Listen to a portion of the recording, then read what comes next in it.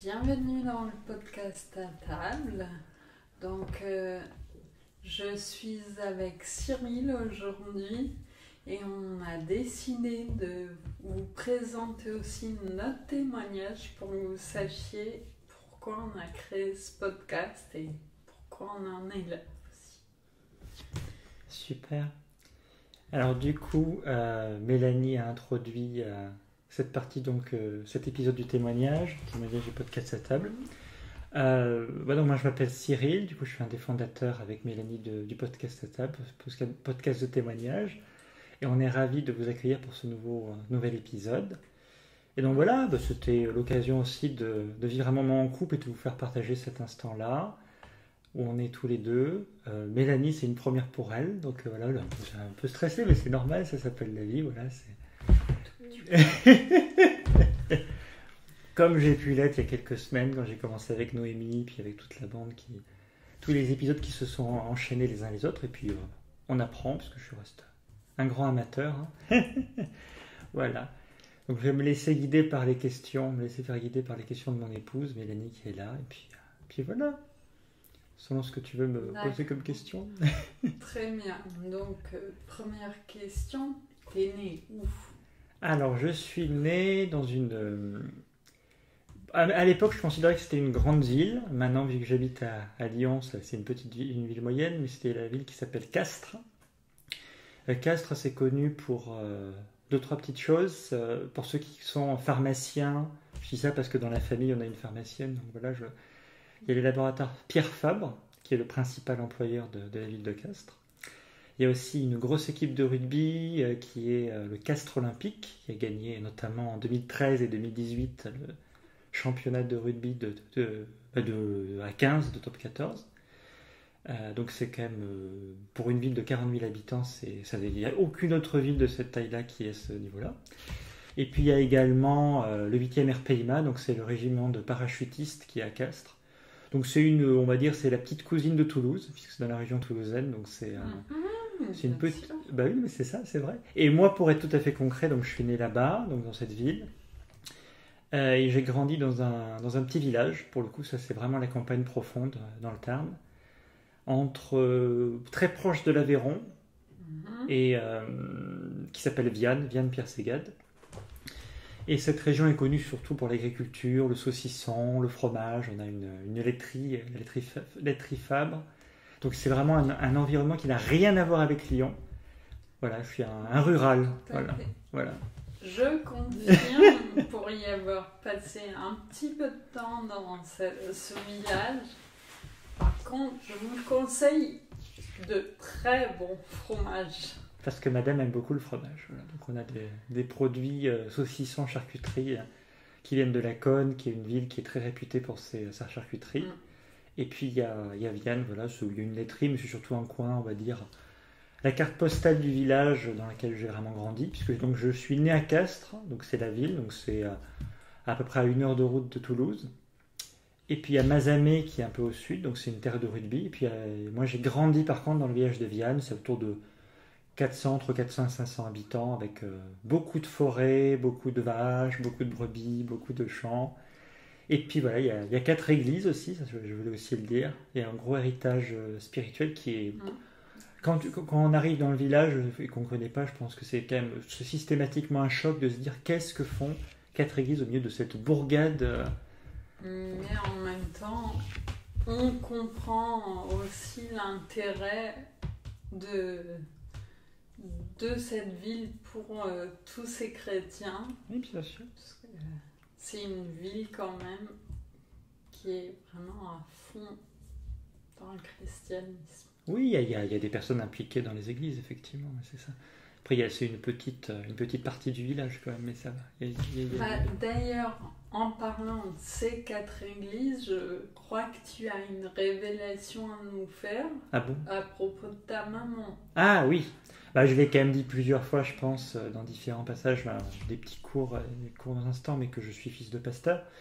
Alors, dans certaines églises, comme celle où on est actuellement, l'église Confluence à Lyon, le ministère féminin n'est pas forcément possible. Moi, j'avoue que j'ai toujours vu ça dans ma vie, puisque ma mère est pasteur, et que factuellement, En fait, j'ai eu plein au cours de mes premières années de vie, j'ai été accompagné et dirigé, et maintenant enseigné par des femmes pasteurs plusieurs fois, puisqu'en fait, ma mère n'a pas toujours été le pasteur qui était à mes côtés. Elle est dans un ministère, à la base elle était à l'église réformée, maintenant ça s'appelle Protestante Unie. Et en fait, toutes les X années, on change de commune, on change j'arrive pas à trouver le mot du coup, mais ton ministère passe comme dans le public, un certain nombre d'années, tu dois passer sur une autre commune. Absolument. Donc une nouvelle assemblée. Et en fait, concrètement, vu que mon papa est artisan, enfin il était, puisque maintenant il est à la retraite, mais il fait électricité, chauffagerie, plomberie, c'était plus simple en réalité de rester sur place, de ne pas refaire une clientèle, c'est ça qui était très difficile. Donc c'est ma maman qui s'est déplacée le week-end pour aller dans sa communauté. En l'occurrence, c'était Saint-Amand-Val Thorey, qui est tout à côté de Mazamet. Mais voilà, mais ça c'est vraiment pour aller être très large en disant pour répondre à la question de Mel, à savoir ma maman, qu'est-ce qu'elle fait. Donc je peux dire ton environnement. Voilà. Mais je peux dire avec une très grande reconnaissance que j'ai grandi dans une famille chrétienne. Et il y a eu vraiment des enseignements bibliques, des choses qui se sont passées, il y a vraiment un héritage, et ça c'est vraiment c'est extrêmement important de le dire, voilà. Donc ça c'est beau. Et comment on en arrive justement à le Cyril de maintenant? C'est une très bonne question, mais il y a différentes étapes pour en arriver là. Et on n'arrivera pas tout de suite à Lyon dans cet enregistrement. Je pense qu'on va prendre un peu de temps. Moi, je vais retourner dans mes racines, les premières années de ma vie. Je pense que ça va être ça un peu l'idée de parler d'un Cyril qui est très très loin de prendre le métro tous les matins à Lyon, très très loin de se réveiller, de voir la tour du LCL ou la tour Caisse d'Épargne de Lyon, très très loin de voir le Renault-la-Saône, très très loin de Lyon à cette époque-là. Il y a un petit Cyril qui est grandi dans cette campagne, qui va à l'école biblique quand il est jeune. Au tout début, les premières années, c'était ma maman qui faisait les enseignements, donc on était une petite dizaine, on était dans une salle à la Conne, les Bains. C'est les premiers moments. Je ne peux pas dire que je suis très emballé par Dieu, j'en sais strictement rien en fait. Je suis le mouvement, je pense pas que je sois très très enthousiasmé par aller à l'église. C'est pas des moments qui sont très amusants. Je crois que c'est pas fabuleux. J'ai pas des super bons souvenirs de l'église. J'ai pas des moments où c'est pas l'éclate. Voilà, on s'amuse pas beaucoup, mais ça a le mérite d'être là. On s'assoit sagement sur le banc, on s'ennuie beaucoup. Voilà, il y a des gens, des pasteurs qui parlent de choses qui me dépassent complètement, mais ça a le mérite d'être là. Moi, j'ai le souvenir d'avoir dans le temple de Vienne, qui d'ailleurs est un temple très ancien, comparé à ce qu'on peut voir dans différentes églises aujourd'hui, avec un peu plus de modernité. C'est un temple, je crois, qui est du XVIIIe siècle, il me semble. Donc il y a de l'histoire, voilà. C'est un temple, historique. On a appris, parce qu'en fait c'est un temple qui a une capacité qui est assez phénoménale. Alors, là, moi je pense qu'il ne faut pas dire le chiffre, parce qu'en fait on a différentes informations, mais en gros c'est plusieurs centaines de places, pour résumer. Il ne faut pas dire de bêtises, parce qu'en fait on n'en sait pas grand-chose. Mais à l'époque, il y avait à peu près 3 cultes tous les dimanches. Alors quand je dis à l'époque, c'est pas il y a 2 semaines, c'était il y a moult décennies. Je pense début du XXe siècle, éventuellement avant, voilà, je dis ça au pif, voilà. Mais il y a eu des archives qui ont montré qu'il y avait 3 cultes, donc c'était une assemblée qui avait... il y avait un réveil, il y avait des choses qui se passaient, c'était dynamique, voilà. Mais à ce moment-là, c'est plus exactement le cas quand j'arrive. Et moi, j'ai le souvenir dans ce temple réformé, un peu grand, même gigantesque, avec la chaire en bois, avec les bancs. À l'époque, c'était... Parce que Mélanie a l'image du temple rénové. Il a été rénové récemment quand j'étais début lycée, fin collège. Mais à l'époque, c'était pas du tout comme ça. C'était pas du tout rénové. C'était un peu plus dans son jus. Je veux bien croire qu'il avait été rénové précédemment dans les décennies précédentes, mais ça faisait longtemps que c'était pas le cas. Et donc voilà, je voyais cette dame qui faisait de la musique sur l'orgue. C'était le moment où on faisait de la louange avec... Et ça me gonflait, ça m'épuisait, c'était pas du tout mon style, je crois que je chantais des musiques, en tout cas, moi j'ai ce souvenir-là, peut-être mes parents diraient les choses autrement, parce que ça fait quand même, voilà, ça fait du... Ce témoignage, je l'ai dit plusieurs fois, donc peut-être que c'est des éléments qui ne sont pas tout à fait vrais, mais en tout cas, dans ce que moi je me rappelle, c'est mon ressenti actuel, mon souvenir, et je suis tout à fait partant que mes parents me disent, en fait, tu pensais pas exactement comme ça à cette époque-là, moi, ça ne me dérangerait pas de voir les choses différemment. Ben, voilà. En tout cas, il y a cette dame qui fait de l'orgue, c'est une musique qui est pas du tout, qui est très éloignée de la guitare, du piano, de la basse, de la batterie, très éloignée de tout ça. C'est l'image que j'ai de l'église, moi j'ai pas d'autre image que ça. Hein.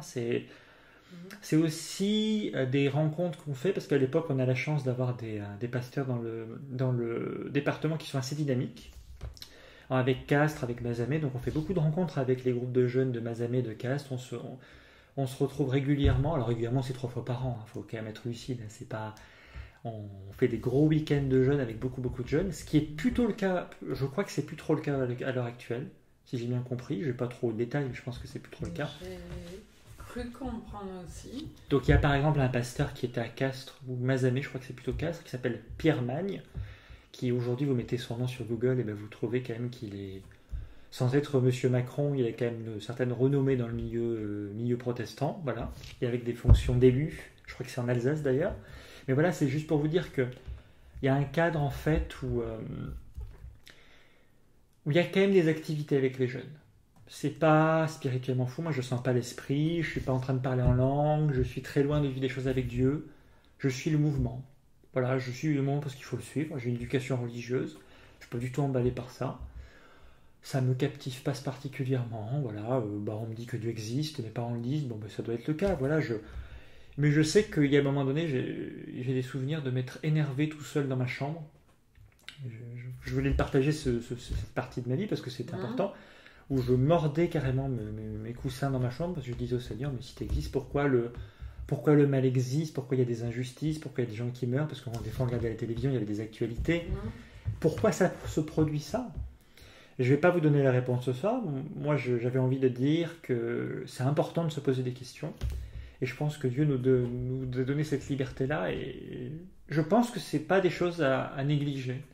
Se poser des questions, cette curiosité de se poser des questions, d'avoir pourquoi ça se passe comme ça, pourquoi il y a cette pauvreté, pourquoi il y a des inégalités, pourquoi il laisse faire ça, pourquoi est-ce que, je sais pas, pourquoi est-ce que maman a une maladie, pourquoi est-ce que... Je pense que c'est important de se poser ce genre de questions. Et parce que je sais que... moi, je donne ce conseil-là, parce que je pense que Dieu est aussi un père. Maintenant, c'est le Cyril de 33 ans qui parle, hein, donc c'est pas le Cyril de genre 7, 8, 9, 10 ans qui parle. Mais je pense que c'est important de se poser des questions. Et au-delà de l'opposition, ou au-delà d'être bloqué ou fermé vis-à-vis de Dieu, on a le droit d'être fermé, on a le droit d'être bloqué, on a le droit de ne pas être ouvert. Mais je pense que se poser des questions et oser dire à Dieu, je ne sais pas pourquoi tu accepterais de laisser ces inégalités ou cette injustice, mais je pense que c'est important de se les poser. Avec du recul, moi je me dis que c'est... Ne vous interdisez pas de poser des questions à Dieu, moi je pense que c'est important. Et que ce soit à n'importe quel âge d'ailleurs, on peut même avoir 50 ans, se poser ce genre de questions, posez-vous les questions. Vous allez voir que Dieu va vous répondre. Alors en l'occurrence, moi il ne me répondait pas nécessairement à cette époque-là. Vous n'avez pas l'impression qu'il me répondait. Parce que je suis convaincu qu'il répondait quand même. Voilà, parce qu'il répond toujours à mon avis. Mais voilà, c'est des sentiments d'injustice à dire pourquoi c'est possible. Mais en tout cas, je sais que je mordais mon coussin, je balançais. Je suis même pas sûr que mes parents le sachent tout ça d'ailleurs, parce que c'était dans la confidentialité de la chambre. Donc à mon avis, soit ils entendaient de loin, ou voilà, mais où ils voyaient qu'il y avait une certaine colère chez moi, une agressivité, j'en sais rien. Ce sera à eux de le dire quand on les verra plus tard. En tout cas, voilà, il y avait ce genre de questionnement. Et voilà, toujours les enseignements, l'école biblique. Après, plus tard, il y a eu le catéchisme, mais voilà, l'idée que ça m'enthousiasmait pas plus que ça. Puis il y avait aussi le fait que le dimanche matin, il y avait surtout téléfoot à la télévision, et puis il y avait la PlayStation qui m'attendait. Et ça, c'était plus intéressant de jouer à FIFA. À l'époque, c'était FIFA 98. C'était plus intéressant. Mais du coup, tu voulais dire... Je t'ai coupé, tu voulais dire quelque chose? Non. J'allais dire oui, mais c'était pas intéressant, mais en même temps, tu recevais quand même les paroles. Ça t'édifiait. Ça t'a mené à la suite. Hein. Là, les auditeurs vont croire que, en fait, il se passait pas grand-chose dans sa vie. Et si, pourtant, déjà, le Cyril était en mouvement. Absolument. Et de toute façon, en fait, c'est ça qu'il faut comprendre, c'est qu'il y a toujours un cheminement dans la vie et que chaque étape est importante. Et moi, j'ai beau aujourd'hui ne pas être impliqué dans une église, l'église protestante unie ou réformée, puisque ça maintenant c'est l'église protestante unie. Et très honnêtement, j'ai pas du tout envie d'y retourner. Mais c'est passé, mais c'est moi, c'est qui je suis, je veux dire, c'est mon héritage. Et il y a quand même du bon. Il y a quand même du bon, il y a quand même un héritage spirituel. Moi, je suis attaché à autre chose, mais je reconnais quand même que cet héritage, il est essentiel. De toute façon, il y a eu des centaines d'heures d'enseignement que j'ai eu dans différents domaines, que ce soit dans ces fameux week-ends de jeunes avec les églises de Castres, de Mazamet, de Viane, voilà, on a vécu des choses avec des jeunes, il y a eu des enseignements, il y a eu de la louange. Déjà, ma mère était là, et mon père aussi, il y a eu des enseignements, il y a eu des prières, il y a eu des moments où on parlait de Dieu, enfin voilà, c'est des moments importants. Et je crois que peu importe qu'on soit d'accord ou pas avec ce qui se passe, peu importe qu'il y ait une opposition, il y a quand même un héritage qui arrive. C'est des petites graines qui sont semées dans le cœur, et je crois qu'il y a c'est des petits trucs qui sont semés, et c'est important d'être juste reconnaissant de ce qu'on a. Voilà. J'avoue qu'à ce moment-là, moi j'étais à des années-lumière d'avoir une relation avec Dieu, en tout cas effective, de considérer que Dieu existe. Et voilà, et puis pour être concret, je pense qu'en fait, mes parents le dimanche ne m'amenaient pas nécessairement à l'église, parce qu'en fait, je pense que c'était pas adapté pour les jeunes, ils le savaient très bien. Je pense qu'il y avait aussi des moments où j'avais pas envie d'y aller, donc il y avait une opposition aussi. Mais il y avait les deux. Je ne crois pas que mes parents me forçaient de façon obligatoire à dire tous les dimanches tu dois aller à l'église, tu dois aller à l'église. Je pense qu'il n'y avait pas que ça. Et je pense que c'est une bonne chose justement en tant que parent, parce que je suis de ne pas forcer ses enfants à nous suivre, mais de leur enseigner quand même les préceptes de Dieu et espérer, prier pour eux, pour qu'ils viennent avec nous, mais pas forcer. Absolument. Et donc en fait, pour être concret, parce que je ne l'ai pas forcément dit tout à l'heure, mais en fait, les 4 églises qu'il y a dans mon village natal, donc c'est une église adventiste, une église réformée protestante unie, bon à l'époque c'était réformé, une église évangélique libre où actuellement ma mère est à la retraite, mais elle a été en poste, elle est toujours en train d'aider la communauté, et une église catholique. Voilà. Donc c'est ça les 4 communautés. Et il y a effectivement aussi, de façon non officielle, une communauté juive messianique qui fait un certain nombre d'activités. J'ai participé quand j'étais plus jeune, il y a à peu près 10 ans, à quelques événements. Donc je pense que c'est un village qui spirituellement, très honnêtement, est très vivant. Contrairement à de nombreux lieux ou communes où il y a... Franchement, il y a quand même quelque chose qui se passe spirituellement. Aujourd'hui, on est probablement en train de stagner, voire de régresser. C'est une réalité. Mais il y a quand même des gens qui ont la foi, qui sont fidèles. Et voilà, je dirais plus de mots sur ça, mais voilà, il y a des choses qui se passent, voilà, tout simplement. Tout à fait. Absolument. Voilà. Est-ce que tu as d'autres choses à me dire? Alors, là, on s'est arrêté au Cyril de 10 ans, si j'ai bien compris. Absolument. Et après, quel déclic se passe pour qu'on arrive au Cyril déjà du lycée? Alors peut-être, je ne sais pas si on va aller au lycée tout de suite, mais parce qu'il y a quand même d'autres choses à dire. Mais non, mais on se dirige vers le lycée en tout cas. Oui, se diriger vers... Alors déjà, il y a plusieurs pasteurs qui s'enchaînent à l'église réformée. Moi, je suis toujours un peu dans le circuit. Il faut savoir que la maison de mes parents est à peu près même pas 15 mètres du presbytère de l'église réformée. Donc en gros, on est collé, on voit tout le temps les pasteurs. Ils viennent ici, ils viennent à la maison régulièrement. Il y a 10 pasteurs qui changent tous les X années. On a des stagiaires qui viennent, de nouveaux pasteurs. Je me rappelle d'une pasteur qui était grande fan de la BD Astérix. Et on discutait occasionnellement de façon plutôt amicale avec cette dame. Et c'était pas nécessairement la foi, mais voilà, on partageait, on venait de lire cette bande dessinée. Ah, j'aime beaucoup celle-là. Et puis on parlait de d'histoire. Et ça fait partie des souvenirs que j'ai. Voilà, en l'occurrence, c'était des femmes pasteurs qui venaient. Ça fait partie aussi de l'héritage que j'ai, c'est ça. Et puis voilà, et puis en fait, pour être concret, donc moi je suis pas forcément croyant. Et puis donc on est en 2004. Bon, je suis sûr qu'il y a plein de choses que j'ai pas dit, mais bon, en tout cas il y a la photographie de cette période-là qui est importante. Et on va donc avec ma famille visiter une partie de ma famille. Donc ma famille, c'est donc mes 2 parents et mon frère et ma soeur. Et on va en Angleterre, parce que j'ai une tata qui à ce moment-là habite en Angleterre, tout simplement, son mari est anglais.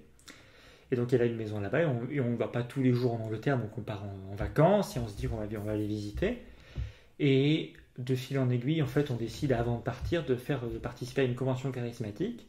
De ce que je me rappelle, je pense que ma mère ou mes parents étaient en recherche pour moi d'autres ressources spirituelles, je pense, pour regarder les choses correctement, parce que j'imagine que c'est ça. Peut-être que dans quelques jours, quand ils verront les vidéos, ils diront mais c'est pas du tout ce qui s'est passé. Mais voilà, mais en tout cas, moi, c'est mon ressenti du moment et de ce que je crois avoir compris. Ils me disent voilà, on va tenter une convention charismatique puisqu'on est dans le coin, voir peut-être si Cyril est touché ou interpellé par ça, parce qu'en fait, on voit bien que l'Église, ça ne le captive pas particulièrement. Et bien voilà, ils ont quand même une responsabilité vis-à-vis de leur fils pour qu'il soit chrétien. En tout cas, et ils se disent voilà, on va tenter le coup, on découvre ça. Donc on arrive dans un centre qui s'appelle Ashburnham. Je pense que dans le milieu charismatique, c'est un poil connu, parce que j'ai déjà rencontré 2-3 personnes entre-temps qui connaissent ce lieu ou qui y sont allés. Donc voilà, donc on va là-bas. Cette semaine-là, c'est catastrophique parce qu'il pleut matin, midi et soir, pour résumer. Je caricature. L'Angleterre. Alors nous, on a la chance d'avoir eu des parents qui n'ont pas voulu faire du camping parce que c'était vraiment boueux, mais on était donc en chambre. Et grosso modo, pour résumer, voilà, c'est une convention charismatique avec beaucoup de familles avec des enfants, avec des activités pour les parents, des activités pour les enfants, pour les ados, pour les pré-ados, pour les jeunes. C'est fait pour tout le monde, voilà. Avec des activités l'après-midi, on a fait du toboggan, on a fait des tournois de foot, on a fait plein de choses. On faisait aussi des Messi Games à l'époque. C'était par exemple, on devait, se tartiner le visage de plein de choses et puis faire des courses ou se balader ou manger des croquettes pour chat.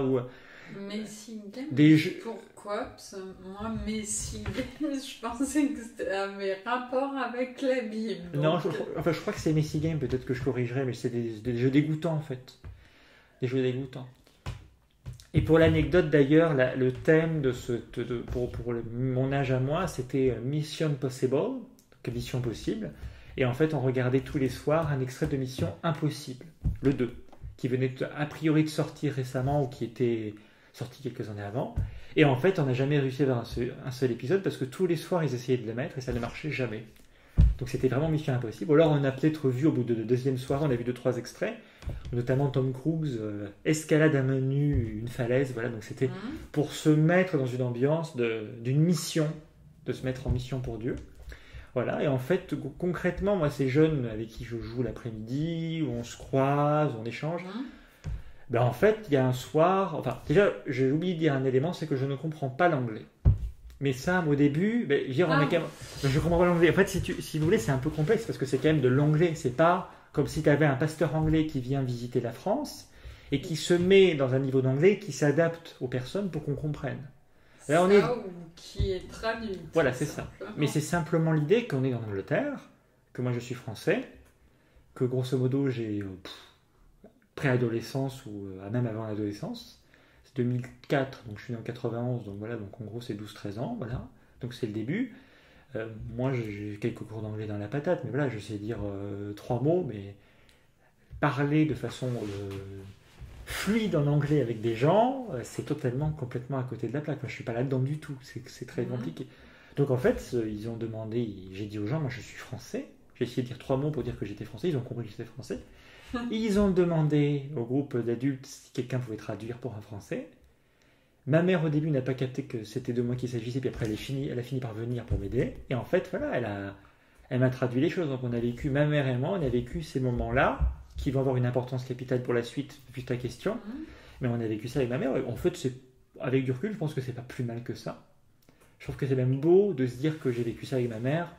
C'était une pré-conversion, mais grosso modo, il y a eu un soir où il y avait des pasteurs qui demandaient en gros, voilà, qui veut recevoir le Seigneur, qui veut recevoir... Moi, j'avoue que j'ai vu à ce moment-là des jeunes avec qui on faisait des activités l'après-midi, qui se sont levés, qui ont reçu l'Esprit Saint. Donc là, si on compare avec l'Église réformée aux protestants unis, on est sur Mars. Voilà. Je vais être très concret, moi, les enseignements sur les actes des apôtres dans le Nouveau Testament, les langues de feu, même si j'ai un enseignement sur ça, j'ai aucun fondement biblique qui me permet de comprendre ce qui se passe.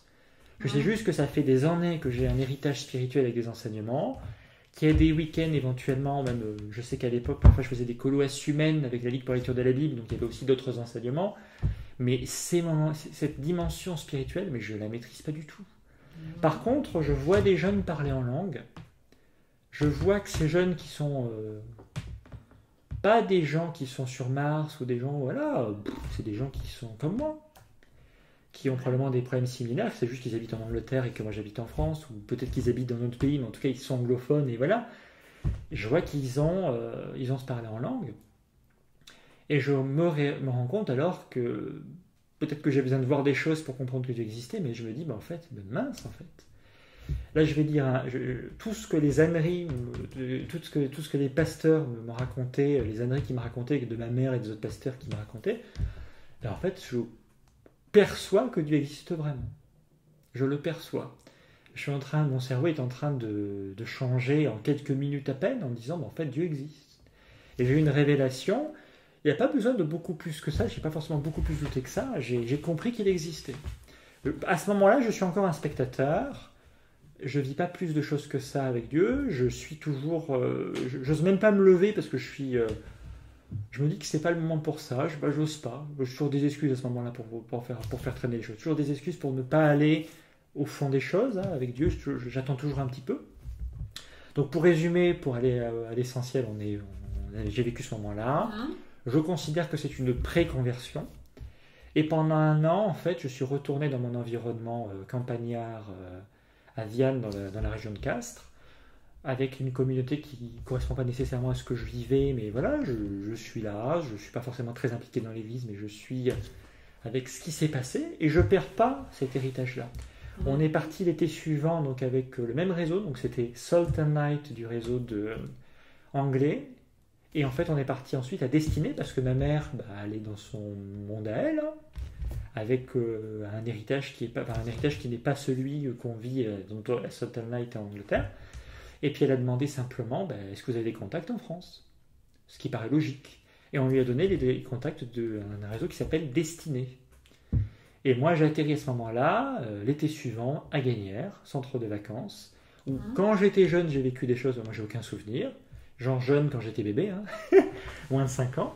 Et j'ai l'impression d'atterrir pour la première fois de ma vie à Gagnères, alors que j'y suis déjà allé quand j'étais plus jeune. Et je découvre donc le milieu charismatique dans un milieu francophone. Et là, je voulais faire une petite anecdote, parce que c'est assez dingue. La première personne avec qui je parle à Gagnères, c'est une personne qui, dans les années qui ont suivi, ont déménagé dans le Tarn. Et je vais vous expliquer tout. Je ne dis pas son nom parce que je pense qu'elle n'a pas forcément envie, cette personne, d'être mise en évidence dans ce podcast. Déjà parce que son nom et son prénom lui appartiennent, tout simplement. Donc je vais juste dire que je l'ai croisé. Donc je vois ce garçon qui est là, je croise, je lui dis voilà, je m'appelle Cyril, voilà, c'est la première fois que je viens d'ici. Oui, tu peux venir avec moi, il n'y a pas de souci, on discute. Je suis à ce moment-là un grand fan d'un club de foot qui s'appelle l'AS Monaco. Et je découvre qu'il est fan de l'AS Monaco aussi. C'est des petits trucs comme ça. C'est des trucs qui sont très symboliques, mais je trouve que c'est une coïncidence de dingue, parce qu'après, ils ont déménagé dans le Tarn. Et on a commencé à discuter, on a commencé à parler. Et puis voilà, il m'invite après dans sa caravane. Il y a les parents, qui d'ailleurs, ils étaient à notre mariage. C'est quand même fou comment c'est fait, c'est impressionnant. La coïncidence que je parle à cette personne-là, ce garçon-là, c'est la première personne avec qui j'ai parlé. Il est fan de Monaco, je suis aussi fan de Monaco, on discute de ça. Pour l'anecdote, moi j'arrive dans la caravane et je finissais tout leur placard à chaque fois que j'arrivais, donc c'était un peu la blague. Cyril il arrive, il finit tous les placards de tout le monde, les chips, les biscuits, le coca, tout ça, tout est fini. D'ailleurs, c'est une réputation que je tiens toujours actuellement. Je continue. Et en l'occurrence, du coup, pendant les soirées, on a le même type d'événement qu'on avait à Ashburnham à Salt and Light, mais on les a du coup à Destinée. Et là, je me suis levé quand on a demandé qui c'est qui veut donner ses vies à Jésus. Et je me suis pris une claque. Je pense que c'est... Alors, je précise, la claque n'était pas réelle. Une claque spirituelle, une claque, je pense, d'une rencontre authentique et totale avec le Seigneur. Je pense que j'aurais probablement pu la vivre avant, mais en même temps, je l'ai pas vécu avant, donc je l'ai vécu à ce moment-là, c'est très bien. Je la vis dans une détente, une sorte de détente. Il y avait eu, je sais pas, une cinquantaine de jeunes là-bas. Et je suis touché par le Seigneur. Je pense que j'ai beaucoup pleuré ce soir-là. On était supposé après ce moment-là retourner du coup au Destiné Café, ils appellent ça. Donc en gros c'est la guinguette comme on appelle aujourd'hui, ou en gros c'est le lieu de rassemblement après. Voilà. Et en fait moi ce soir-là je vis un moment très fort avec le Seigneur. Et je m'imagine pas du tout aller prendre ni des frites ni du coca quelque part. Mais je suis vraiment dans la présence de Dieu. Et en fait, ce que j'ai fait, c'est que je suis allé dans ma tente. Et j'ai continué après ce moment-là à rester dans la présence de Dieu. Parce que c'était juste un truc de dingue. Et j'avais pas du tout envie de me distraire, pas du tout envie de perdre du temps. Je pense qu'à cette époque-là, j'avais aussi ce dysfonctionnement, c'est que j'avais pas beaucoup de choses spirituellement, c'était un peu le désert dans mon entourage, puisque une fois que tu pars de Destiné, tu retournes dans le village natal avec l'église, qui existe, il y a une communauté, il y a des choses qui se passent, c'est formidable, il y a des choses qui se passent, mais ça me touche pas particulièrement, je me sens un peu isolé, et c'est vrai que j'avais une semaine par an de Dieu dans ma vie, d'intensité, de relations, et c'était vraiment, quand t'as que ça, en fait, quand t'es pauvre dans tes temps-là, tu les vis à 100%, exactement, tu les vis à 100%. Et je trouve personnellement aujourd'hui, du haut de mes 33 ans, que j'aimerais retrouver ce Cyril qui avait plus faim. J'aimerais le retrouver. Voilà, c'est ça. Oui. Je peux comprendre.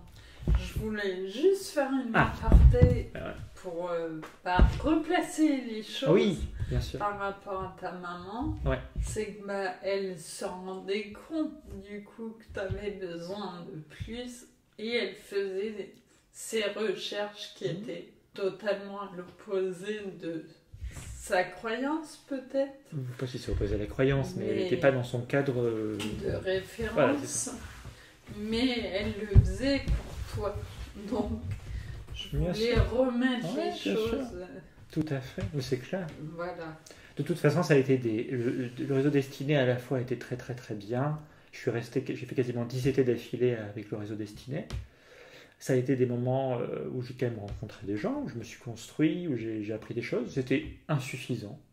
Mais moi, je voulais aussi dire que je pense que il y a beaucoup de personnes en fait en France que j'en ai rencontrées après coup. J'ai eu plus de maturité sur le côté. Je pense que l'idéal n'existe pas.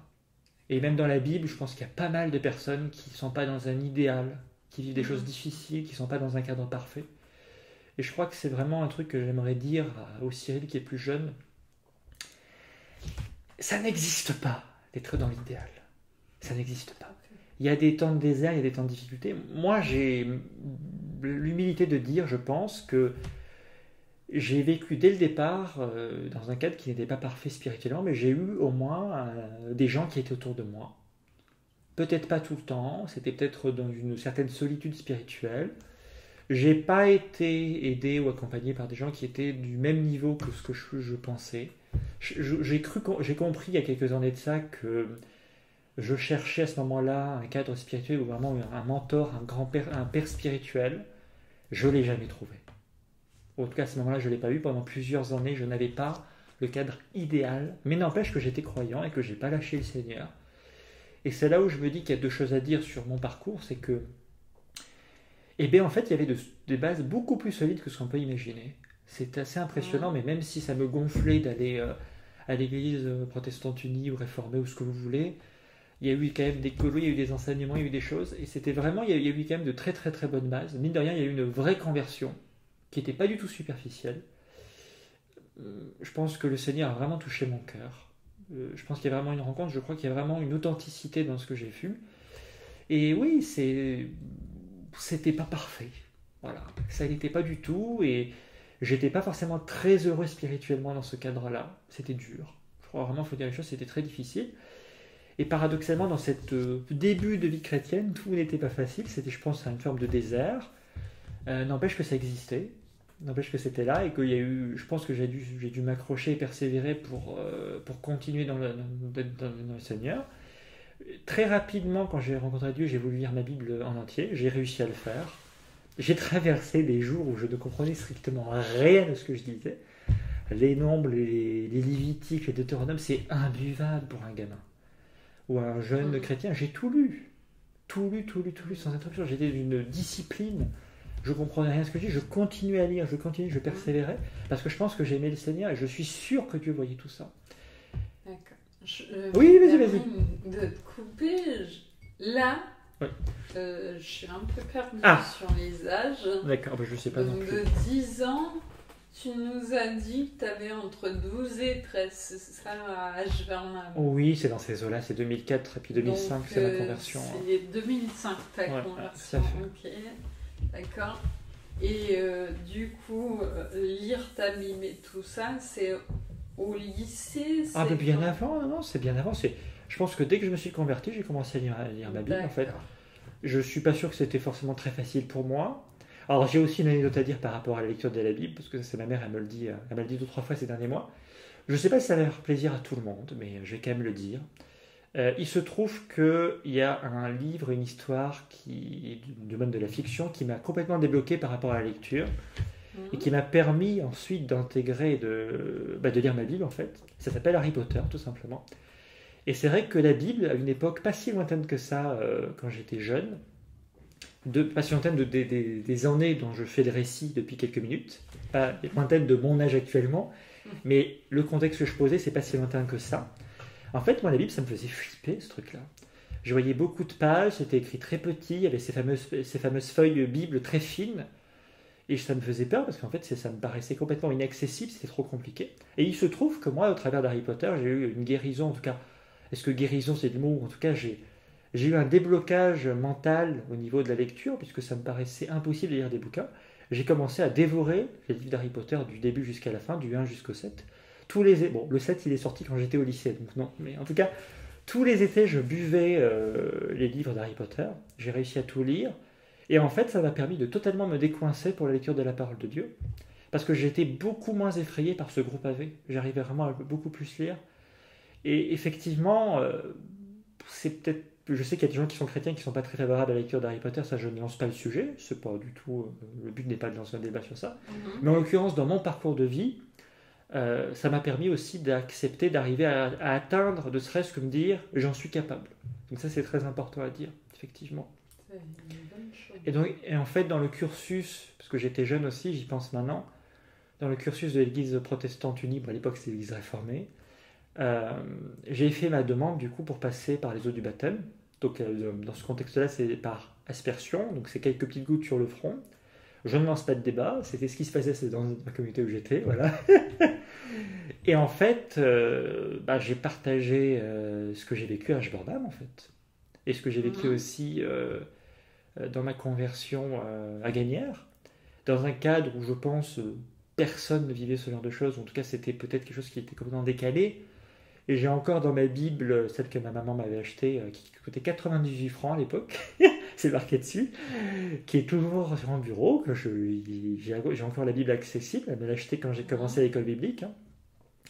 Et bien en fait, j'ai toujours sur un des passages que j'ai partagé dans mon témoignage, j'ai des petites inscriptions pour le jour du baptême, où j'ai partagé mon témoignage. D'ailleurs, je suis en train de percuter que je n'ai pas parlé des camps de ski. Il faudrait que j'en parle aussi. Tu as fait des camps de ski aussi entre deux. C'est les fameux week-ends en fait qu'on fait avec les jeunes, avec l'église de Mazamet et de Castres, et avec Pierre Magne. Sauf que j'ai oublié de parler de ça, je parlais que de ceux qui étaient avec mon âge à moi. Mais il se trouve que j'ai un grand frère et une grande sœur, et on participait avec l'église de Mazamet et de Castres, avec le groupe de jeunes qui était, je trouve, assez imposant, on va dire, il y avait beaucoup de monde, à des camps de ski. Et il y avait Pierre Magne qui un soir a fait un enseignement sur le livre de l'Ecclésiaste, le fameux texte « Il y a un temps pour tout ». Alors moi je pense que je suis avec grosso modo mes parents à côté, il y a tout le groupe, il y a les ados tout simplement. Moi je suis un gamin, je suis très jeune. Je ne comprends pas grand chose dans l'enseignement de Pierre, il faut être très honnête. Par contre le texte « Il y a un temps pour tout », je crois que c'est la première fois de ma vie qu'il y a un truc qui est vraiment bien avant de rencontrer le Seigneur, je crois que c'est vraiment un début de révélation, un début de Dieu qui me parle. Je voulais rebondir d'ailleurs sur le témoignage de Gilles Boucoumont, qui avait partagé au sein du podcast à table, en disant qu'il faisait attention quand les frères évangéliques parlaient qu'ils avaient eu une date où il y avait une conversion particulière. Ça m'a beaucoup parlé quand il a parlé de ça. Je me suis dit, c'est une bonne manière de voir les choses. Je pense que l'enseignement de Pierre Magne a été effectivement, à un moment donné, il y a eu une révélation. C'était, je pense, très superficiel, c'était pas encore dans le cœur, mais Dieu m'a parlé au travers de ce texte-là, et qu'effectivement, plus tard, à Gagnères, à Ashburnham en Angleterre et à Gagnères, il y a eu une deuxième couche qui s'est mise, en tout cas une couche supplémentaire, peut-être pas une deuxième, mais voilà. Mais en l'occurrence, je crois que ce texte, il m'a bluffé par rapport à la vision que j'avais. Alors, là, je mets des mots d'un homme de 33 ans.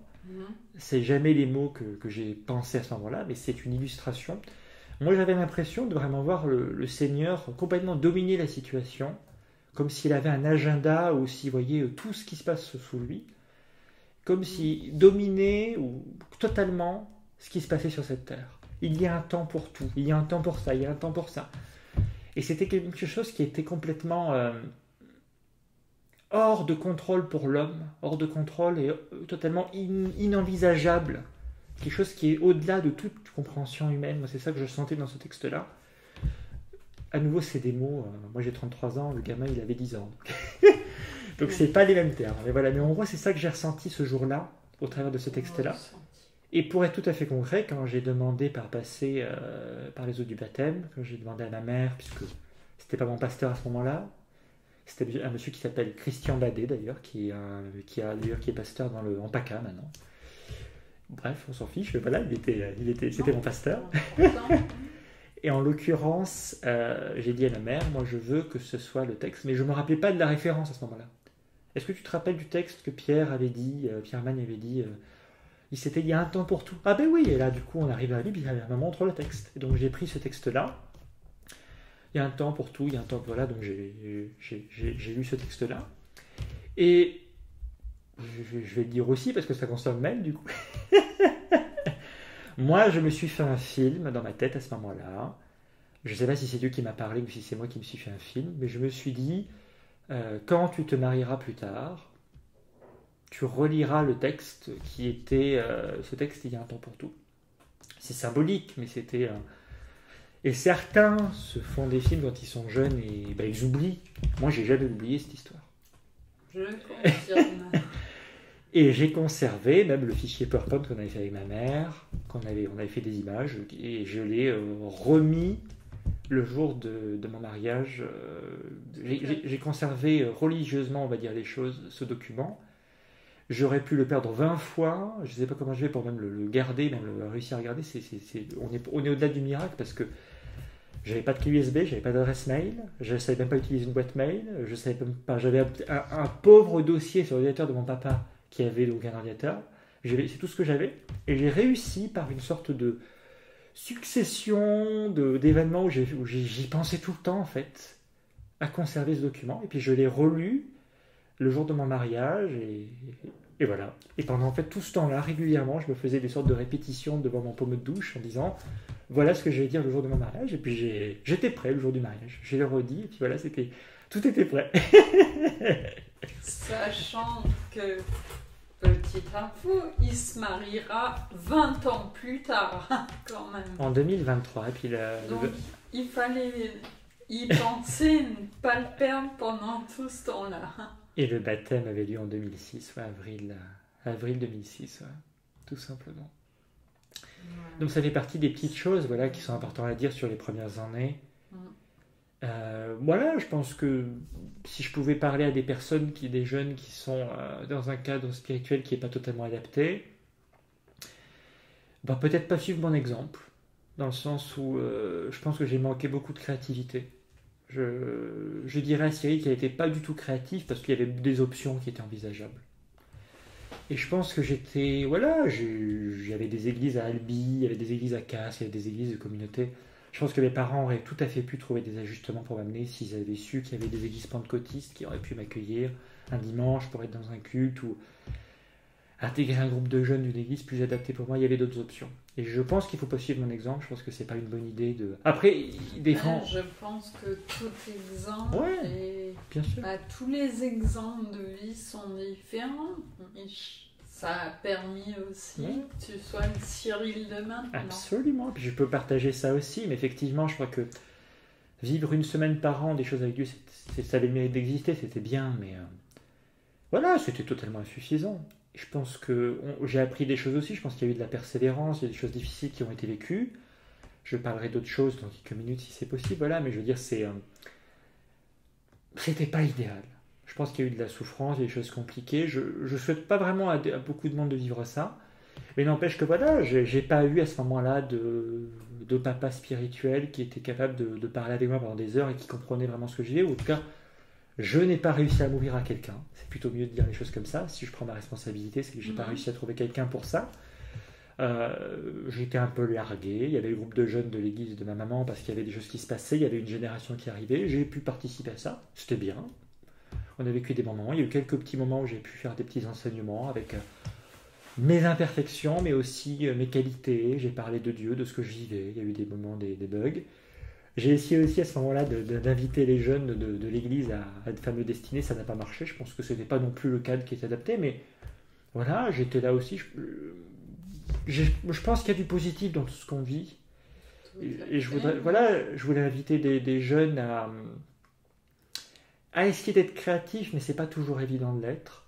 En tout cas, être bienveillant avec eux. Puis je pense qu'à n'importe quel moment de la vie, je crois qu'il y a des moments difficiles. La force que j'avais à ce moment-là, c'était une véritable conviction d'être en relation avec Dieu, très sincère avec le Seigneur. Tous les jours, je lisais ma Bible, même si des fois je comprenais rien. Je priais régulièrement avec beaucoup de naïveté, certainement. J'ai viviez des choses, mais il y avait vraiment cette foi avec cette faim. Il y a plusieurs choses que j'ai compris, notamment à Destinée. C'est un truc assez particulier, c'est que j'avais aussi cette capacité de recevoir des images de Dieu. Je recevais beaucoup d'images. Ça a toujours été ça depuis que je me suis converti, depuis que j'ai rencontré le Seigneur. Ma tête était une télévision.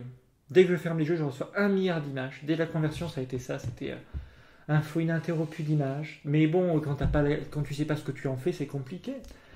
Il y a eu des moments, voilà, je me rappelle par exemple qu'il y avait une personne qui avait demandé au groupe de jeunes, c'est une sorte de travail, d'exercice qu'on faisait. Il avait la possibilité de construire un projet d'entreprise dans l'informatique. Et il avait envie, non pas pour forcément avoir la révélation du siècle, mais de challenger les jeunes dans le prophétique. Pour dire voilà qu'est-ce que vous recevez comme image, et puis voilà, et puis moi j'étais dans le groupe, et puis voilà, donc c'est parce que j'étais là, donc j'étais dans ce groupe là, et puis j'avais reçu une image, mais je ne comprenais pas grand chose, d'un arbre qui était avec les racines mais qui sortait du sol, et il y avait un prophète dans la pièce. Alors je crois que c'était Hervé Guillois, il me semble, c'était peut-être à l'époque, il y avait encore André Wilkinson qui était encore en vie, c'était un prophète aussi. Donc il y avait André Wilkinson qui a une des voix prophétiques aussi en France, très connue, et puis il y avait Hervé Guillois qui est encore en vie, qui est encore très actif, je pense, mais à l'époque il était dans le réseau Destiné. Et en fait, ils m'ont dit, c'est Dieu qui parle. Et ils m'ont dit, Cyril, il ne faut pas que tu doutes, parce que ça c'est vraiment Dieu, et on le sent dans ton image. Ils avaient le discernement de dire, ça c'est Dieu qui parle. Et ils ont expliqué voilà, qu'il y avait cette idée que la personne devait aussi prendre le risque de se déraciner, de sortir de la terre où elle était en train de vivre. Elle était dans une entreprise, dans un petit confort, tout se passait bien, l'arbre était bien, il y avait de la maturité, mais que le Seigneur l'a appelé à sortir de ce confort-là. C'est eux comme ça qu'ils ont interprété l'image, moi j'en étais incapable, enfin je ne savais pas ce que ça voulait dire, et que cette idée de sortir de cette terre-là, c'était vraiment quelque chose que Dieu lui appelait, mais en fait il était prêt à aller de l'avant. Mais il fallait pour ça se déraciner, sortir de ce terreau-là. Et voilà, c'était 2 papas, 2 prophètes, 2 personnes qui étaient matures dans la foi, qui m'ont dit ça, qui m'ont encouragé dans cette foi-là. Donc voilà, c'est les premières années de conversion, où un petit garçon qui est tout jeune, tout juste converti, qui a certes un héritage chrétien, mais qui découvre ce que c'est la voie du prophétique, qui ferme les yeux, qui a une image, et qui naïvement balance l'image sans aucune capacité de discernement ou de filtre, et qui est finalement pas si mal tombé que ça. Et avec pas beaucoup d'enseignements sur le prophétique, ou quelques heures, ou voilà, c'était comme ça. Donc c'était une image qui était très forte, et Je ne sais pas du tout ce que le monsieur a fait avec ça, j'ai pas suivi le dossier, et dit, je vais m'arrêter là, mais en tout cas, moi, j'ai fait ma part du chantier. Donc voilà, donc c'était l'idée que dans cette saison-là, il y avait vraiment une semaine par an. Ça existait, genre moi, ça me démangeait, j'en avais besoin. C'était pas parfait, c'était même sûrement très bancal, c'était tout à fait insuffisant, je manquais de créativité comme je manque assez souvent de créativité, en tout cas voilà, c'est un truc qu'il faut que je développe dans ma vie. Voilà, je m'arrête souvent dans mon canapé puis je me contente de ce qu'il y a autour, mais vraiment cette idée d'être créatif, de dépasser un peu le mouvement, de dépasser un peu ce qui se passe autour de soi. Et je dirais que si des gens vivent des choses qui sont dans la campagne, vous savez pas trop, vous connaissez un cousin, un neveu, voilà, quelqu'un qui a un frère ou une sœur qui est un peu bloqué spirituellement, qui a du mal. Après, c'est à lui de faire la démarche aussi, mais je pense que l'accompagner dans des terreaux qui sont plus adaptés spirituellement, c'est bien, c'est plus adapté. Et en même temps, moi j'ai envie de vous dire que c'est possible de survivre. Voilà, c'est possible. Exactement. Voilà, tout simplement. Moi, je suis impatiente d'entendre la suite, parce que tu nous as déjà un peu parlé de la suite, et moi en tout cas, tu m'as mis l'eau à la bouche pour entendre la suite. Ouais, ça marche, pas de souci. Du coup, je pense que la suite, ça va se commencer au lycée. C'est un moment qui est très complexe. C'est vraiment la... Grosso modo, je me convertis en 2006. En 2007, 7 ans 2007, c'est la rentrée des classes au lycée en seconde. Je ne vais pas vous faire pas passer ma vie. Enfin là, je vais pas tourner autour du pot. Hein. Le lycée, ça a été l'enfer. Voilà, c'est pas très compliqué. C'était très compliqué. C'était dur. Là, j'étais complètement à la ramasse. Là. Je crois qu'il n'y a pas beaucoup de choses à part la foi qui tournaient bien. Alors j'ai eu des résultats, j'ai eu mon bac à la fin, sauf que c'était laborieux, voilà, c'était dur. Voilà, ça a duré 4 ans, j'ai redoublé ma seconde, j'étais interne, Je souhaite à personne ce que j'ai vécu. En même temps, je sais qu'il y a des gens qui vivent ça, je le sais, parce que malheureusement, je suis aujourd'hui à 33 ans responsable à DSL Lyon, donc on fait des week-ends avec des enfants. Et j'ai déjà eu l'occasion, parce que ça fait quasiment 10 ans que je suis là-bas, de rencontrer des ados qui vivent exactement ce que j'ai vécu à l'adolescence. Donc malheureusement, je sais que ça existe. Voilà, une adolescence où t'as pas d'amis, où t'es seul, où t'es isolé, où les résultats sont compliqués, où tu te sens rejeté, où t'es complètement à côté de la plaque sur beaucoup de choses, où t'es seul, grosso modo, 90% du temps. C'est très difficile, mais t'es croyant. Voilà. C'est ça qui, moi, m'impressionne quand je pense à Cyril, à Cyril de cette époque-là. Et je trouve que c'est absolument sidérant, avec aussi peu de recul sur la foi et aussi peu de conversion, de ne pas avoir fait de si mauvais choix au lycée, de ne pas être complètement d'avoir oublié Dieu, d'être complètement aussi fortement enraciné dans la parole de Dieu pour toujours lire ma Bible le soir à l'internat, prier tous les jours, en prendre plein la tronche dans tous les sens, être complètement émotionnellement à la rue, voilà, et toujours être dans cette fidélité au Seigneur. Enfin moi, aujourd'hui je me dis, du moins de 33 ans, je vivrais des émotions similaires à ça, je pense que j'aurais fait une dépression. Mais c'était pas le cas. On peut souligner à cette époque-là, et encore maintenant que je vis avec toi, je le sais, c'est ta persévérance au niveau spirituel. Tu l'as jamais rien. Probablement, oui. Non, mais c'est des qualités qui sont là, et je me dis que c'est quand même pas que des défauts, parce qu'en fait, là, j'aurais pu me conformer, j'aurais pu choisir de suivre des gens. Par exemple, il y a un truc tout con, mais moi, je bois pas d'alcool. Et j'en ai jamais bu, c'est un truc que je ne veux pas faire. Au lycée, les opportunités pour faire ça, pour même se conformer aux autres, suivre le troupeau. Mais en fait, non. Moi, dans ma tête, à chaque rentrée des classes, je me disais, je vais rencontrer des amis et je vais faire avec mes valeurs. Je n'ai pas forcément rencontré d'amis, mais je suis resté avec mes valeurs. Voilà. Alors après, dire que j'ai pas d'amis, je pense que c'est un peu exagéré. Je pense qu'il y avait des gens, mais c'est toujours pareil en fait. Quand tu es mal dans ta peau, quand tu es seul, quand tu es isolé, tu rencontres des gens qui te ressemblent, parce que ça te rassure. Donc en fait, j'étais avec des gens, mais j'étais avec des gens qui étaient tout aussi largués que moi. Voilà. Et comme ce que je dis bien souvent, et on peut être avec un groupe, on peut être seul. Absolument, c'est ça. Donc, alors il y a quand même cette impression de solitude. Absolument, c'est ça. Absolument. Alors à la fin de la seconde, il y avait, avec ma prof de français, qui s'appelle Madame Garrick, au lycée Laborde de Basse à Castres, qui fait tous les ans avec toutes ses classes de français une pièce de théâtre. En fait, c'est un projet pédagogique autour de la pièce. On approfondit la pièce, on étudie. C'est pas juste à faire une pièce de théâtre. Et l'idée, c'est de faire un projet pédagogique pour s'approprier les textes. Et donc, c'était donc Cyrano de Bergerac d'Edmond Rostand. Et moi, j'ai fait la tirade d'aîné.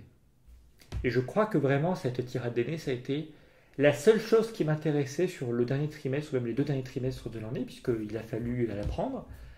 Je crois que c'était le seul truc qui m'intéressait de toute la seconde. En fait. Je l'ai bûché. Et en fait, quand j'ai fait la représentation, il y avait des professeurs qui étaient dans la salle, qui me connaissaient, qui me voyaient au quotidien, qui m'ont fait un certain nombre de remarques après, avec, je pense, beaucoup d'inspiration et de sagesse, qui m'ont dit: on n'aurait jamais mis une pièce sur toi, sur ta performance. Quand tu nous as dit que tu faisais la tirade d'aîné, on nous a dit que ça va être du suicide parce que c'est la première partie de la pièce et tu vas tout dégommer. Et en fait, quand on a vu comment tu partais, on a senti que ça allait être un succès. En fait, c'était fabuleux. Quelqu'un qui a aussi peu, d'aisance, qui a aussi peu de... Voilà, il y avait quelque chose au niveau de la voix, au niveau de la prestance sur la scène qui s'est extrêmement bien passé. Et qui était, c'était, j'ai 19 sur 20, parce que c'était noté. Voilà, j'aurais pu avoir 20 sur 20, mais il y a eu un petit bug au milieu, et à un moment donné, donc je me suis repris. Mais je veux dire, il y a eu des profs qui ont eu l'intelligence et de dire que c'était formidable ce que j'avais fait. Alors évidemment, il y en a d'autres qui ont fait des choses formidables, mais c'était tout à fait attendu de leur part. Voilà. Il y avait un gars qui était très mature, très à l'aise à l'oral, qui lui c'était du banal. Voilà. Donc c'était quelque chose qui était d'une performance qui était extraordinaire. Mais sinon, le lycée, oui, c'était très complexe, très compliqué.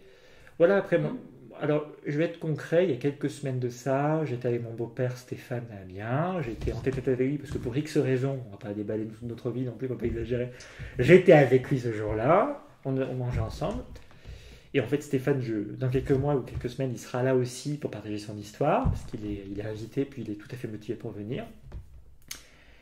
Et je lui ai dit, en fait, moi j'ai très très peur de parler de mes années lycée dans ce podcast-là, pour une raison, c'est que je ne veux pas blesser mes parents.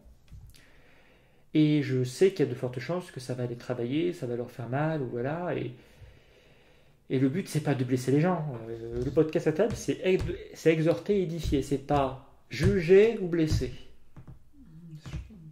Donc c'est quand même un sacré défi de parler de ces époques-là, tout en étant...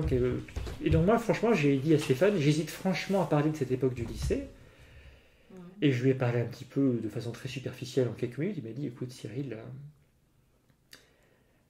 ce serait bien quand même que tu le fasses. Parce qu'il y a peut-être des gens qui vivent ces moments-là et peut-être que ça va te donner des outils aux gens pour ne serait-ce qu'accompagner. Si tu as vécu ça, c'est une chose, mais...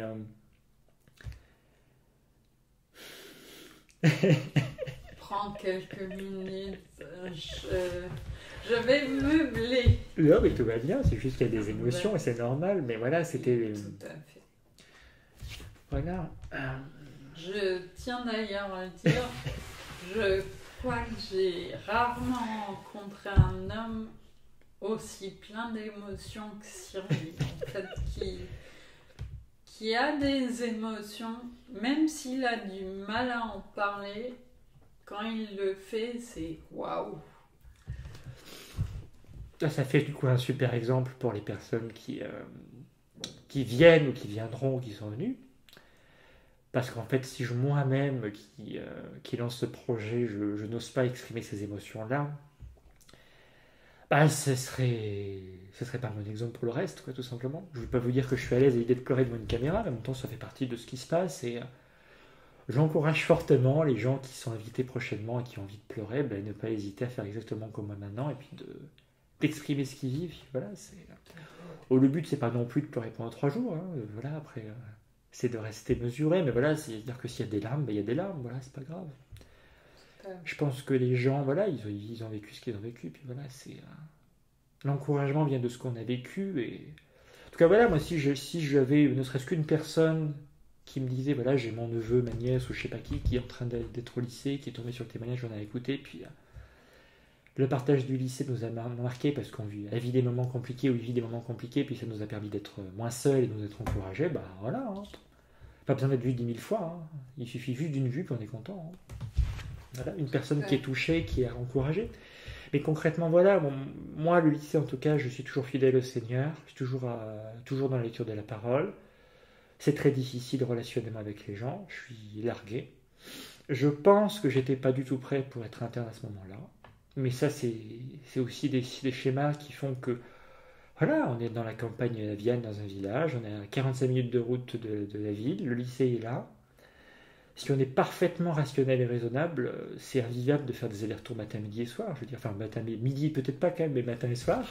Ça, c'est se lever tous les matins très tôt. Ça fait quand même beaucoup de choses. Voilà, est-ce que Dieu a voulu ça? Non, il n'a pas voulu. On est dans un monde, il y a des choix qui sont faits. Et non, Dieu n'a pas voulu... Dieu n'a pas voulu cette souffrance-là. En tout cas, moi, j'en suis profondément convaincu. Dieu n'a pas voulu que je vive des choses aussi compliquées que ça au lycée. Voilà, mais ça s'est passé, ça s'est produit. Après, tout n'a pas été infernal non plus. Hein. Je veux dire, j'ai vécu aussi, grâce à ce lycée, je suis parti aux États-Unis pendant 2 semaines. Je vous raconterai un certain nombre de choses aussi sur ce voyage. C'était en terminale. Non, c'était en première, j'ai des bêtises. Je sais plus. Okay, voilà. C'était à un moment donné. Parce que là, je suis paumé, je sais plus quand est-ce que c'était. Mais en tout cas, c'était au lycée, ça je suis sûr. Et voilà, d'ailleurs, le redoublement m'a permis d'être dans l'âge où on pouvait partir aux États-Unis. Parce que la première année où je suis en seconde, en fait, c'est l'année où il n'y a pas de voyage aux États-Unis. C'est l'année suivante, c'est la promotion suivante qui pourrait passer. Et je redouble. Donc c'est sûr que c'est difficile de redoubler, en même temps c'est comme ça. Et puis en fait, quand j'arrive à la rentrée de septembre, je découvre, en fait, vous êtes dans la promotion pour passer aux États-Unis. Du coup, il ne faut plus redoubler par contre. Donc voilà, on pourra partir aux États-Unis. Et donc voilà, moi je voulais juste d'ailleurs partager un truc sur les États-Unis, que j'ai compris, ça n'a absolument rien à voir avec la spiritualité, avec la Dieu, avec la foi. Je suis allé dans une famille, donc j'avais un correspondant américain, comme tous les gens qui étaient aux États-Unis pendant ce voyage. Et en fait, c'était un grand fan des New York Yankees, qui est un club de baseball de New York. Et j'ai eu une révélation par rapport à qui je suis, parce que moi je suis un grand fanat de football. Hein. Je suis pour Arsenal, pour Monaco, pour l'équipe de France. C'est quelque chose qui est, c'est ce qui je suis tout simplement. Et j'ai compris pendant ce voyage que si j'avais été américain, j'en aurais rien eu à cirer du soccer ou du football, mais j'aurais été fan de baseball ou de football américain. C'est culturel. C'est culturel. Moi, en 98, quand j'ai vu la France gagner la Coupe du Monde, j'avais 6 ans et demi. En 2000, quand on a gagné l'Euro, j'avais 8 ans et demi. Je pourrais d'ailleurs raconter plein de choses là-dessus, mais je pense qu'il ne faut pas tout raconter non plus. Voilà, mais en fait, pendant le voyage aux États-Unis, en fait, j'ai réalisé que c'était juste une sorte de culture de pays, parce qu'en fait, c'est parce que je suis né en France et que c'est cette culture-là, mais Monaco, je suis même pas sûr que les gens aux États-Unis sachent que c'est Monaco, par un paradis fiscal, voilà. Qui sait qu'il y a un club de foot, pardon, il y a aussi du rugby, mais plutôt du football, c'est le plus connu, personne, à part les gens qui sont en France ou qui s'intéressent au football. Voilà. Mais voilà, donc j'ai assisté cette année-là, alors je sais plus si j'ai assisté ça, mais en tout cas, je me rappelle pas si c'était la finale ou si c'était le cours du parcours, mais j'ai en tout cas vécu des moments intenses avec la famille américaine, parce que les New York Yankees cette année-là ont gagné le championnat des États-Unis de baseball. Donc littéralement, le matin quand on est arrivé, quand ils avaient gagné le tournoi, tout le monde, sans exception, professeur inclus, je ne sais pas s'il y avait un chauffeur de bus, mais tout le monde avait un symbole des New York Yankees sur eux. C'était vraiment la fête populaire à ce moment-là. Moi, j'avais vécu avec la belle famille, je dis la belle famille, je dis des bêtises, parce que la belle famille, elle est amie, mais bref, peu importe, avec la famille du correspondant, et puis même les sœurs, et puis les copains, c'était comme si la France jouait contre l'Argentine en Coupe du Monde. C'était un moment, tout le monde est là. Et en fait, la grosse télévision, la table avec du popcorn, du coca, il y avait des boissons américaines dont on n'a pas connaissance, parce qu'en fait, il y a beaucoup plus que coca et McDonald's, il y a beaucoup d'autres choses dans la culture américaine. Ça, c'est ce qu'on a en France, parce qu'on nous vend ça, mais il y a 1 milliard d'autres produits là-bas qu'on n'a même pas imagination, qu'on n'a même pas idée qui existent aux États-Unis. Et en fait, voilà, j'assiste simplement à ce genre de match des New York Yankees. Et sans connaître absolument les règles, je découvre la joie de tout le monde quand ils font par exemple un home run, qu'ils envoient la balle avec la batte dans les tribunes, donc il y a des points supplémentaires qui sont gagnés. Je découvre une ambiance, une culture sportive que je n'ai pas. D'ailleurs, j'ai toujours un des maillots des New York Yankees que j'ai acheté après coup, parce que c'est un souvenir, voilà. Et le club n'a jamais regagné depuis le championnat nord-américain depuis 2009. C'était en 2009, ça y est, je me rappelle. Voilà, ça y est, je me rappelle. Moi, j'aurais pu dire quand c'était, tu me l'avais dit. Ah oui, très bien, super. Excellent. Enfin, voilà, donc c'était des moments importants. C'était une révélation, voilà. C'est-à-dire que le football, c'est très bien, mais c'est parce que c'est dans une culture locale, tout simplement. Et ça, c'est important de dire. Bon, je pense qu'on est très largement défini par la culture dans laquelle on est. Voilà. Il y a plein de choses à raconter, je pense. J'essaye de réfléchir. Donc, Oui, parce vas-y. que là, je pense qu'on va s'en arrêter sur tes années lycée et on reprendra sur la suite pour un prochain épisode. Bah, et je pense même qu'il y en aura encore un ou deux d'ailleurs. Je pense qu'il y en aura beaucoup plus que ça. Pour être concret, il y a des choses à raconter. Est-ce que pour toi, en tout cas, l'épisode lycée, tu as l'impression que tu as dit ce que tu avais à dire? Il faut rajouter quand même un épisode de terminale dont tu connais l'existence, mais parce que si on n'en parle pas, c'est quand même il y a un gros truc qui serait loupé. Il faut savoir que du coup, en seconde, j'ai été ami avec une personne qui était... je dirais pas qu'il était... il était croyant, on va dire. On va employer des termes qui sont cohérents. Il était croyant, parce qu'il était croyant, il n'y a pas de doute. Mais qui était du coup de l'église mormone. Et pour le coup, c'est vrai que c'était un point commun. On avait un point commun tous les deux, c'est qu'on était croyants. On avait des discussions avec la foi. Il m'est arrivé de participer à des événements, pas à un milliard, mais de faire un ou deux événements chez lui, de rencontrer ses cousins. Ils étaient très famille, beaucoup plus que d'autres, je pense, d'autres familles, les Mormons, en tout cas de ce que moi j'ai vu. Et j'ai très rapidement rencontré les cousins, les cousines, frères et sœurs, tout ça. Voilà, il y avait du monde. Mais c'était une personne qui avait des problèmes, je pense. Voilà, j'attirais des gens qui avaient des problèmes, c'est un peu ce que beaucoup de gens vivent. Et il se trouve qu'en terminale, une époque déjà compliquée, une époque où on se prépare à passer le bac, tout simplement, il y a un jour où je suis au CD avec des collègues, avec des camarades de classe. Alors, c'est pas forcément de ma classe, mais les camarades avec qui je traînais. Et je reçois un SMS de son cousin, donc je tairai le nom puisqu'il n'a pas, je pense, envie d'être cité dans ce podcast. En tout cas, ça ne le regarde pas, on va rester confidentiel. Et je reçois un de ces SMS, ça n'arrive pas tous les jours de recevoir un SMS de ce garçon. Et j'ai un esprit un peu bienveillant, j'ai envie d'aider les gens, donc je me dis, ça a l'air d'être un peu préoccupant, donc voilà, il me dit, j'ai besoin de te parler, donc je vais dehors, je sors du CDI, et s'ensuit une sorte de dialogue de sourd où il n'arrive pas à me dire ce qu'il a envie de dire, il ne sait pas quoi faire, il n'arrive pas à prononcer un seul mot, je l'appelle, j'envoie des messages, ça ne sort pas. Et puis il finit par m'envoyer un message, donc il me parle de cet ami qui est donc son cousin, mais moi c'était l'ami que j'ai rencontré quand j'étais en seconde. La phrase qui, c'est particulier comme je l'ai reçue, mais il s'est suicidé. Donc ce qui m'annonçait, c'était du coup que la personne avec qui j'étais en ami depuis la seconde s'était juste suicidé, qu'il était mort. Et en fait, moi ce que je voulais partager, parce que je pense que c'est un moment qui est très important, c'est de dire que, en fait, pour être concret, j'étais dans l'incapacité de comprendre ce que cette phrase voulait dire. Je pense que c'est important de décrire avec précision ce qui se passe à ce moment-là. Les trois mots séparés, il, tu comprends ce que ça veut dire, c'est, tu le comprends, suicider, tu comprends, mais les trois mots, il s'est suicidé, ça n'a aucun sens. Le cerveau est dans l'incapacité physique et mentale de prendre en considération ces trois mots-là, il ne peut pas. Je pense que c'est une forme de sécurité, mais s'il y a une sorte de sidération où il ne se passe rien dans ma tête, je ne comprends pas ce que ça veut dire. Mais pourtant, je pense qu'il y a une forme de... Au lycée, il faut savoir que j'avais la tête, et j'avais le cœur, et je pense que pour me protéger, les deux étaient séparés. Au bout d'un moment, au bout d'un certain temps, les mois ont passé, les blessures ont passé, les difficultés ont passé, il y a eu une coupure. Je ne sais pas si c'est lié à ça, j'en ai aucune idée. Peut-être que c'est normal que quand on reçoit l'annonce de la mort de quelqu'un, on n'y arrive pas. On ne peut pas digérer l'information, c'est trop dur. Mais en tout cas, ce jour-là, moi, le message qu'il m'envoie, je ne suis pas en capacité de le digérer émotionnellement, je ne comprends rien. Je comprends pas. Je pense que le cerveau le comprend, mais le cœur en est parfaitement incapable. Et donc voilà, c'est juste que je reviens à une forme de schizophrénie, où je vis ma journée comme si c'était normal, alors qu'en fait, il n'y a rien qui est normal. Et en fait, je ne sais même pas comment les gens avec qui je traînais ont su qu'il était mort, parce qu'ils ne le connaissaient pas forcément d'ailleurs directement. Mais je sais qu'à l'avant-dernière heure de la journée, je pense que mon cerveau est en train d'agir à ma place. Je dis à un de mes collègues de classe, écoute, tu diras à tel prof que je ne suis pas là. Je vais à la vie scolaire pour dire quelque chose à la CPE.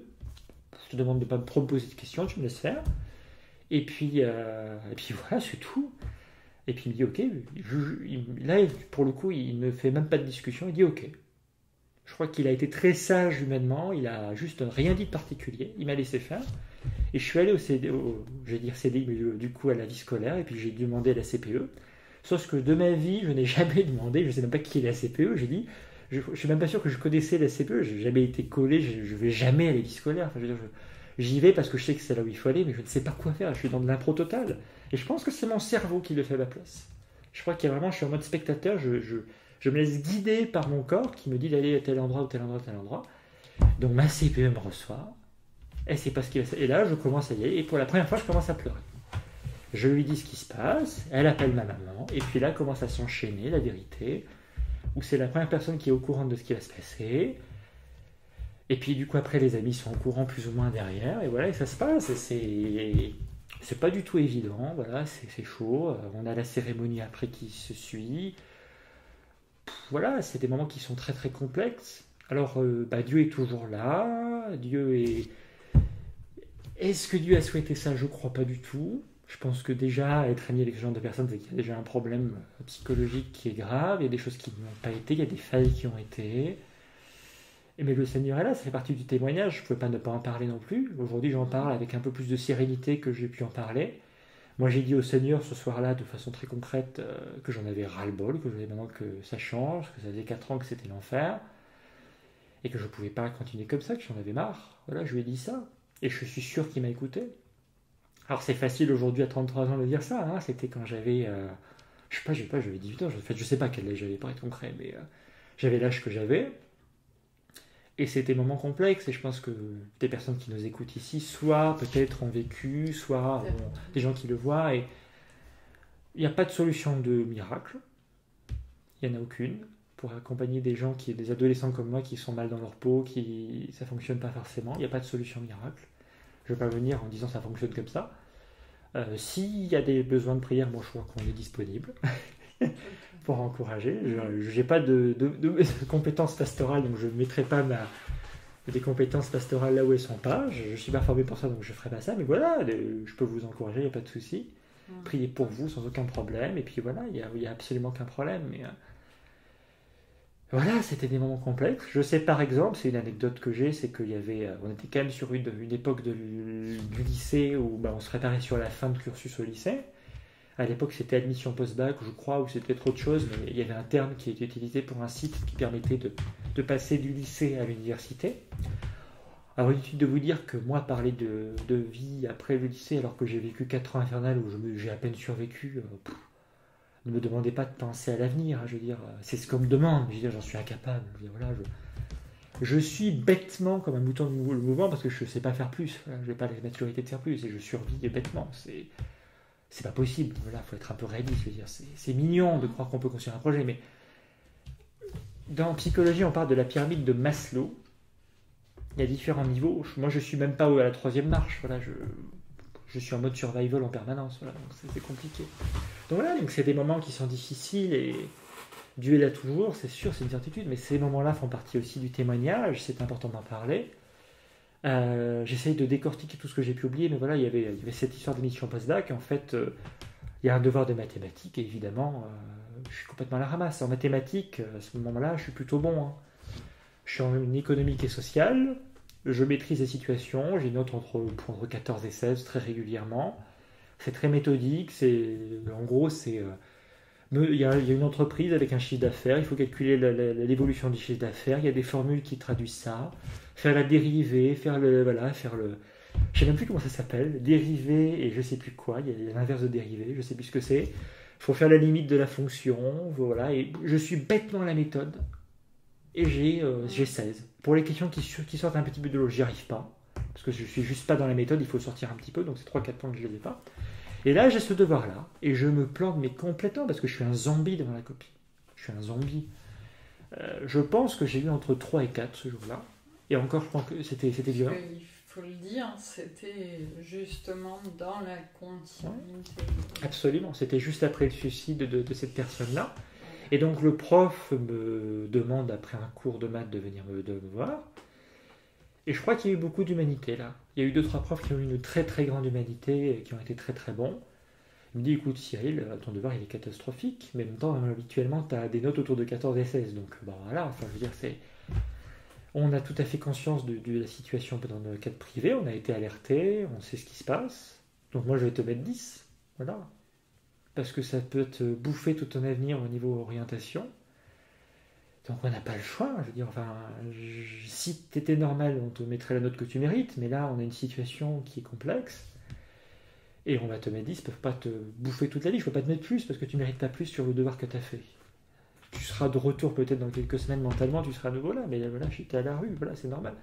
La professeure principale, qui était prof d'économique et sociale, me dresse un discours similaire. Alors elle a un discours un peu plus engagé, elle me dit, si j'ai besoin de parler, très honnêtement, tu prends rendez-vous avec moi, on parle pendant 2 heures, hein, je suis disponible. Et voilà, et je pense qu'elle était vraiment dispo pour le faire, j'ai jamais eu le courage de le faire, mais voilà, c'est... Voilà, donc c'est vraiment pour terminer ces années lycée, pour... parler avec ouverture sur ce témoignage-là, parler des moments qui sont compliqués, sur l'époque qui vraiment a succédé de façon très rapprochée ma conversion avec Dieu, dire que dans ces difficultés-là, je n'ai jamais lâché le Seigneur, même si c'était très très compliqué. Aujourd'hui, avec du moins de 33 ans, je réalise quand même que c'est de l'ordre de l'exploit ce que j'ai fait à ce moment-là. Moi, j'ai beaucoup de fierté. Je préparais mon témoignage, absolument. Je préparais mon témoignage depuis quelques mois en me disant que si je disais à Cyril ce que je pense de lui, le Cyril adolescent ou lycéen, je dirais que je suis très très fier de lui, impressionné par sa persévérance, que je suis admiratif de sa capacité à avoir pris des coups dans tous les sens et de toujours rester resté debout. Je trouve ça bluffant. Et je suis très heureux parce qu'en fait... malgré toutes ces difficultés-là et malgré tout ça, je suis resté croyant et je n'ai pas fait de bêtises. Je n'ai pas eu d'idée suicidaire, ou si bête que ça puisse paraître, je n'ai pas pensé au suicide. Même si peut-être que ça pouvait, dans ce contexte-là, émerger, non, je n'ai jamais pensé à ça. Mes journées s'apparentaient tout simplement à toujours penser au Seigneur tout matin, midi et soir. Je sais que c'est complètement stupide dans le contexte de dire les choses comme ça, mais avec beaucoup d'immaturité, beaucoup de choses qui n'allaient pas dans ma vie, beaucoup de choses qui ne fonctionnaient pas. Voilà, j'ai été toujours dans une relation avec Dieu. Je pense qu'il y a beaucoup de choses qui n'allaient pas, beaucoup de choses qui étaient dans le domaine de la fausse croyance, beaucoup de choses qui ne fonctionnaient pas. Voilà, mais j'étais mal dans ma peau, ça n'allait pas du tout, dans les relations ça fonctionnait pas. Je pense qu'il y a beaucoup de choses qui aujourd'hui sont encore là. Voilà, des petits, malheureusement des fruits qui ont été semés à cette époque-là, dans le négatif aussi, hein, dans des choses qui sont pas positives.